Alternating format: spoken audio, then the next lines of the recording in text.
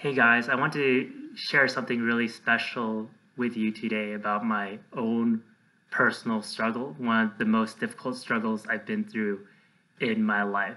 I'm sure that you've been through a really challenging struggle of your own, and you've been in a place where it feels like you're in the bottom of a really craggy and cold cave, and it's really difficult to find your way forward, and you're always bumping along the walls of the cave, and and you can't really see how you're able to get out of it.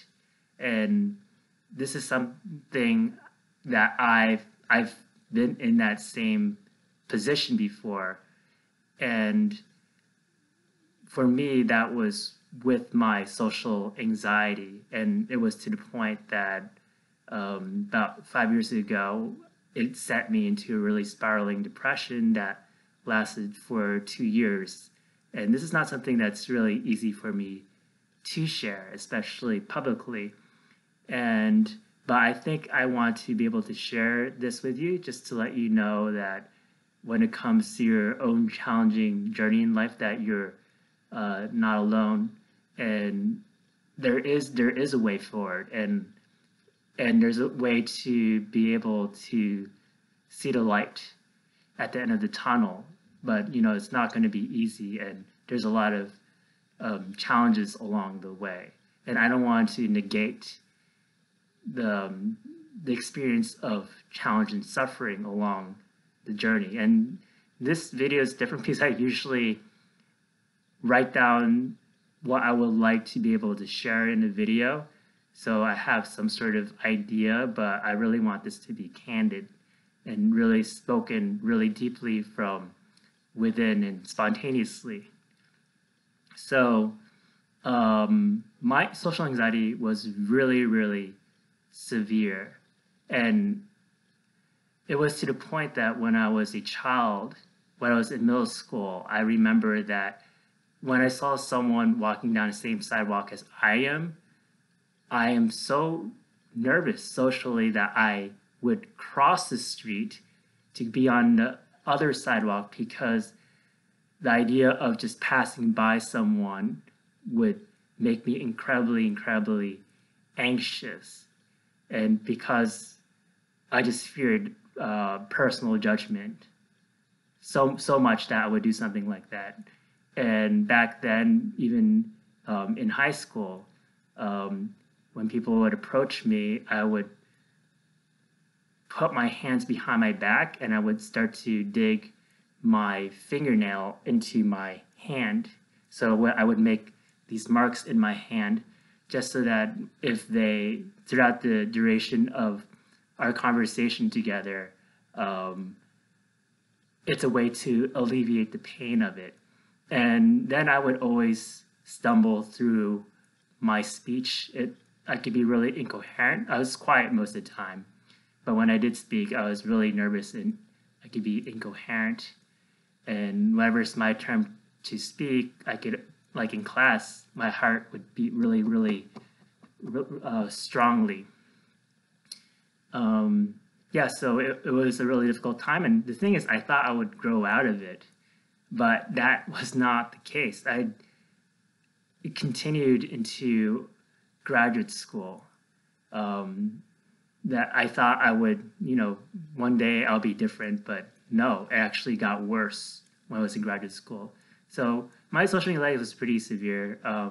It was to the point that when I would leave my house, I would have that feeling of being suffocated just by leaving my house. And even I was anxious around my own family members, people who are familiar. But in graduate school, it got much, much more intense because I was socially isolated when I was doing research. I was doing a lot of research on behalf of the university. And the thing is, college was helpful because it helped me, you're always surrounded by people there. So it kind of made me maybe more numb, I guess, or more used to social interaction. but it felt like I always constantly needed that in order to just stay afloat. Like I was still very shy in college, but it just helped me to have that kind of stimulation. But in graduate school, it just became terrible, and became terrible to the point that, I felt so alone. It, I never felt so alone in my entire life that I did not feel connected with anybody. And I felt alone in my own journey too. Um, and and people also like, they laughed at how I spoke because they would call me a mumblekin, that I tend to mumble through my speech. I remember giving a speech in high school, and then people were laughing in the back or snickering in the back because of how much I was stumbling through my speech, and that continued. So even in graduate school, like people were kind of amused by when I spoke, how I spoke, and I was like incredibly ineloquent. But but yeah, graduate school was the worst, and it came to a point where I had the worst night of my life.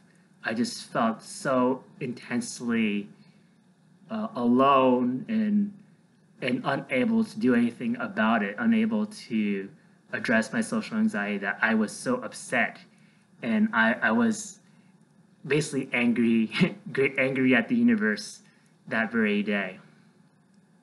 And then that night I had a dream, and I had a dream in which there's this water falling into my throat, like water from the sky throat going into my throat, and I could feel the raindrops like very strongly, and it was almost like a shower, but to the throat.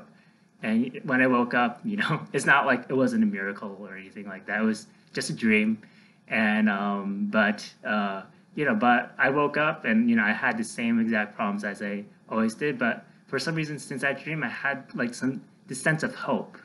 I had this sense of unusual hope. Like that hope didn't make any sense because I was so bad at communicating and anything that had to do with social skills. But I decided what happened was that I decided to apply to do a TEDx talk.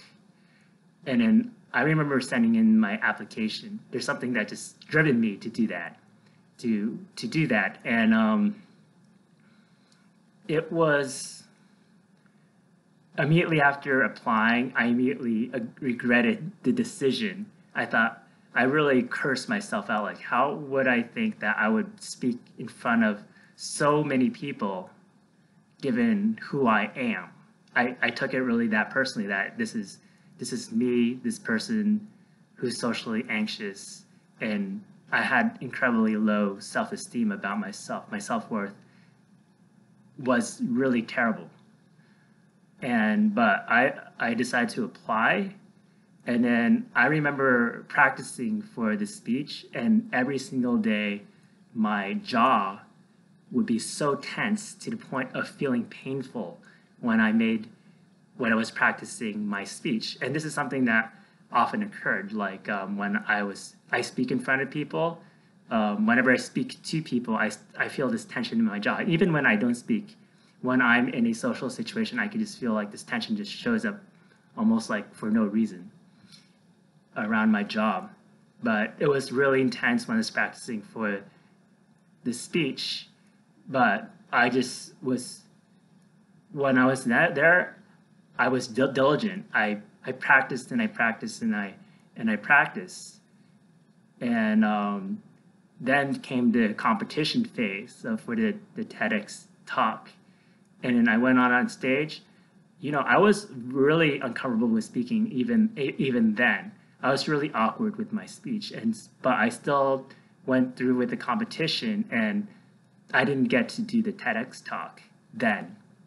I was very noticeably awkward on stage, but I was still proud of myself for just putting myself out there and willing to go through that kind of embarrassment. And then after that, my social confidence grew. It was still really bad, but it grew. I didn't have that many friends, but I was more willing to socialize and go to outings, even if I was quiet. Um, and then, yeah, my social confidence became better. And then a year later, I had the idea, I wanted to apply to do this TEDx talk again.